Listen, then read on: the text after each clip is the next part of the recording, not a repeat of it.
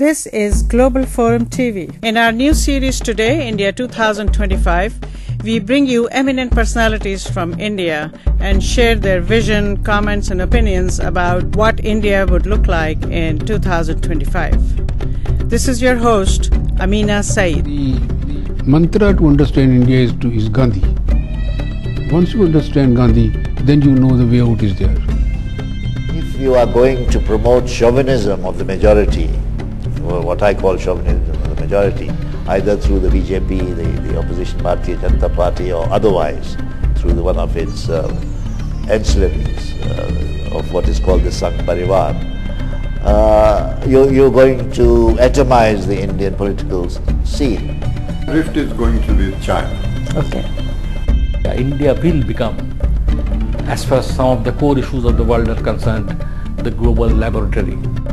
Income inequalities have never been more explosive than they are today. I mean, you know, it's always been an unequal and hierarchical society. India is a very stabilizing force. Indian history, Indian culture, and Indian population, the Indian immigrants abroad, all this shows that India is an extraordinarily stabilizing force with the capacity for integration. The whole world is looking at India as the future of this entire globe. A great country, a proud country, but a country which under capitalism is unfortunately very much unequal.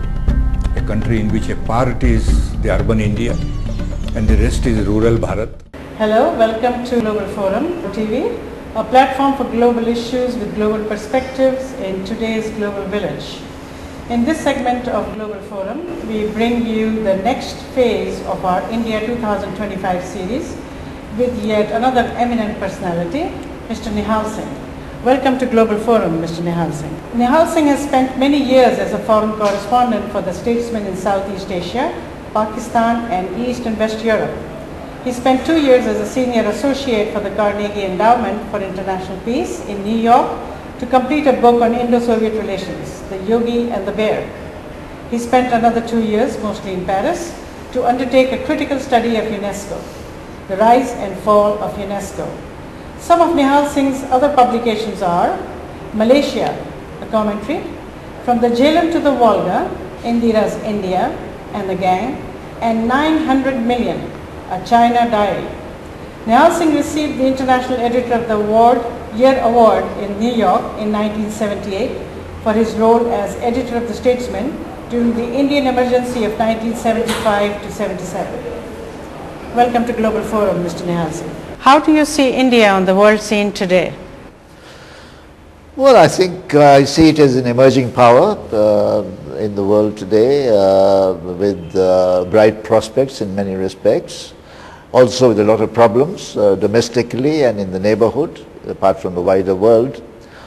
So it's going to be, in the Chinese sense, interesting times. You know, when the Chinese say interesting times, they mean tumultuous times and troublesome times. Okay. What is India's globalization strategy and where do you see India in 2025 on the global scene? Well, I think India is fumbling for a global strategy. I don't think it has got one ready-made. I think every country is trying to cope with globalization, whether it's a developed country or a developing country.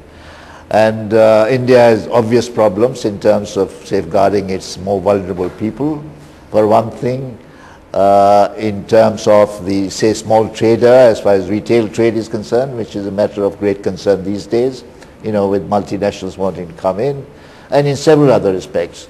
How I see India, I think I see India as a significant power in the region, certainly, and I would imagine that it would have influence in the wider world more than it has today in terms of its growth and development and prospects.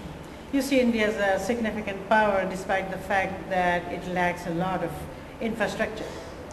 Yes, infrastructure is being built. Of course, we've been very slow in it and it's still bad in so many respects.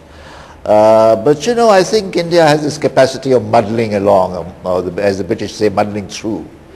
And I think we'll muddle through as far as infrastructure is concerned. Where will India be in 2025 in relation to super and regional powers?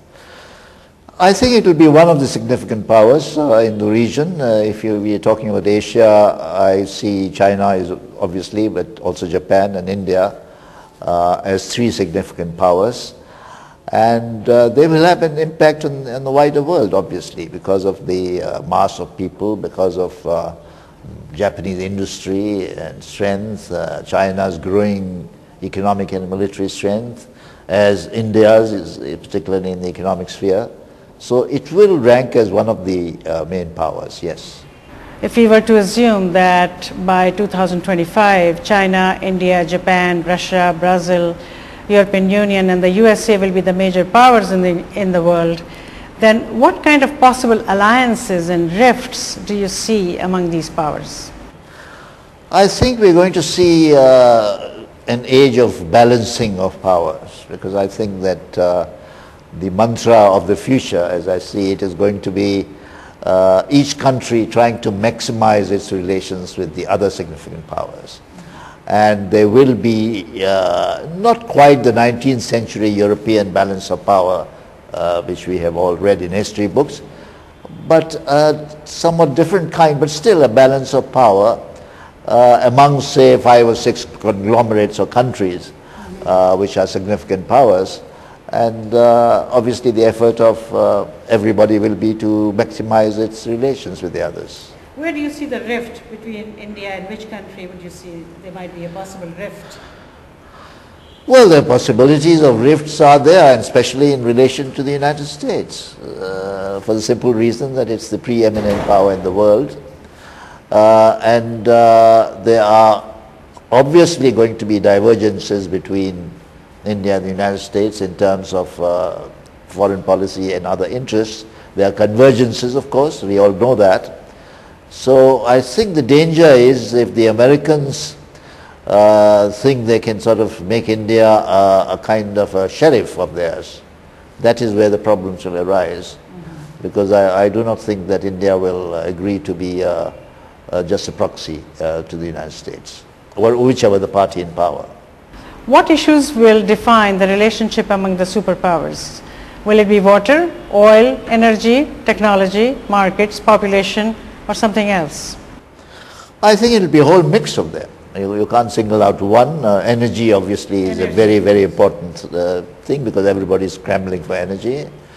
Trade and economic relations again are very important, as we see from the China-US relationship, for instance. And there are other sectors in terms of technology which India is trying to acquire, and which will again be an important facet. So I would say that there's a whole complex of issues that will determine their relationships, not a single issue. Okay. What will be India's major strength in the global village? One, I think the major strength would be the fact that India has a very large young population, many of them qualified. Obviously, there are a vast number of graduates who will need to be retrained or trained for technology, because many of their skills are not good enough, as we have seen by the IT industry majors who are taking in engineers and then putting them through the rule book and further training. But that is obviously going to be a major aspect of Indian strength.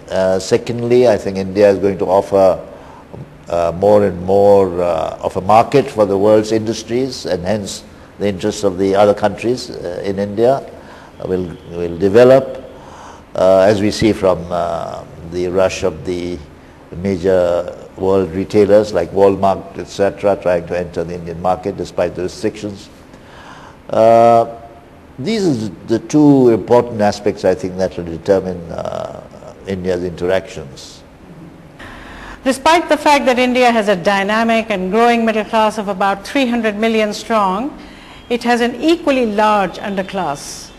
What will it be its condition in 2025? Well, I think I see them still struggling, but I see them being less poor than they are today. But this is one of the dilemmas of development, which we see much more acutely in China today than in India, but Obviously, we are on the road to it.